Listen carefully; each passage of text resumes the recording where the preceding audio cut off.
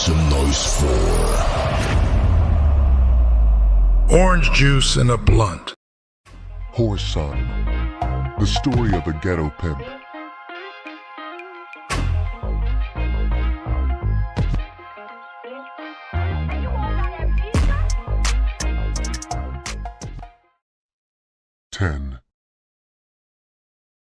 The mattress in the small, dingy hotel room was lumpy, and I shifted positions to keep a button from pinching my back. It didn't do too much good, though, so I just tried to forget my surroundings. My eyes followed the progress of a roach as he crawled across the ceiling. He finally darted into one of the hundreds of cracks in the wall. The small light that hung from the ceiling cast shadows against the walls. To amuse myself, I began to make silhouettes. Holding my fingers up, I'd make a donkey head. Quickly growing tired of this, I began to pace up and down. The 3 days I'd been cooped up in the room were beginning to tear on my nerves. The radio in the next room went on. That would be the pregnant woman next door getting up. Without even trying to listen, I could hear the water running in her face bowl. Soon the sound of her brushing her teeth came through the thin wall. I knew her next movement before she performed it. She would open the door and go down the hallway to the toilet, then spend the rest of the morning there, doing God knows what. I stood by my door and waited.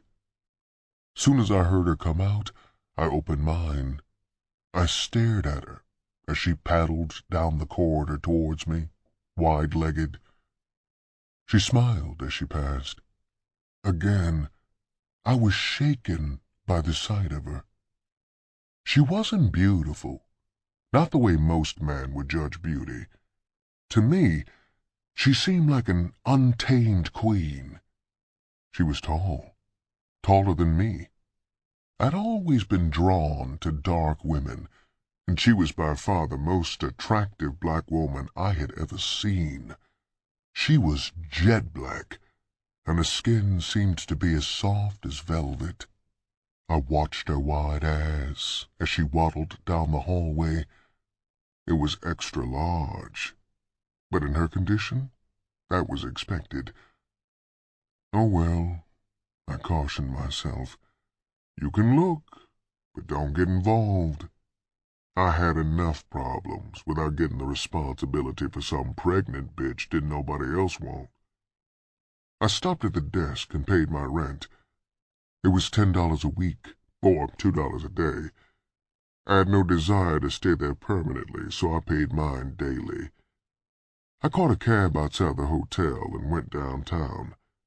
I found a drugstore and went into the money order counter. I counted my bankroll. $52 was the family jewels. For a moment, I hesitated, then went on and had a $25 money order made out to Tony. Next, I found the food counter and ordered breakfast. While waiting for it, I wrote a short note to Tony, then mailed it. After that, I got down to serious business. I spent the whole morning and most of the afternoon running in and out of stores, shortchanging the sales girls. After that, I had a men's store and played for 2 suits that came off a clothing rack, where the prices started at $100 or better. With both suits tucked under my armpits in a booster fold, I scanned the moving traffic until I saw an empty cab. After waving it down, I had to outrun 2 women shoppers to the cab door. I slammed the door in their faces and grinned at the driver. He smiled in return as I gave him the directions, then pulled out into the moving traffic. Stopping a block away from my destination, I paid my fare and started walking. My purpose for walking paid off quicker than I hoped. Towards the middle of the block, I entered a barber shop and sold both suits. When I came back out on the street, I felt pretty good with myself. I'd made over $200 hustling that day. The ding-dong restaurant was partially empty when I entered. It was a large, greasy spoon slop house. In the middle of the floor was a horseshoe counter with 2 waitresses on the inside of it, each working a different side. I sat down in the curve of the counter so that I could watch the pinball machines lined up against the wall. The sound of laughter caused me to whirl around on my stool. 4 sporting girls, still in their teens, entered with 2 young pimps I had seen around. One of the men nodded towards me, while the other ignored me and went to the jukebox. As soon as the music began, 2 of the girls started dancing. George, the fat white proprietor of the restaurant, came out from the back and stood at the counter, watching the buttocks of the dancers. From the gleam in his eyes, I knew that the sign on the wall, "No dancing," meant nothing. When my food came, I just picked over it. The short, thin, light Negro who had gone to the jukebox took a seat near me and began speaking to the girls. "I've got to pimp or die," he yelled in a shrill voice. "If a whore don't give me no money, I'd starve to death. I don't know how to do nothing but pimp. Pimp or die." He continued to babble. "Some people think the game is cop or blow, but it ain't. It's cop, lock, and block, cop and hold." The girls shot me a startled glance. His remarks were directed at me. Everybody in this town seemed to know that I'd lost my ladies. "That's why," he continued, "it's pure delight for a bitch to choose me. I'm the sweetest thing this side of heaven. Why, a bitch would have to be crazy to leave me. Ain't that right, baby?" He turned to the girl sitting next to him for agreement. Her head bobbed up and down stupidly. If he had stated he could fly, she would have given him the same answer. The jukebox went silent.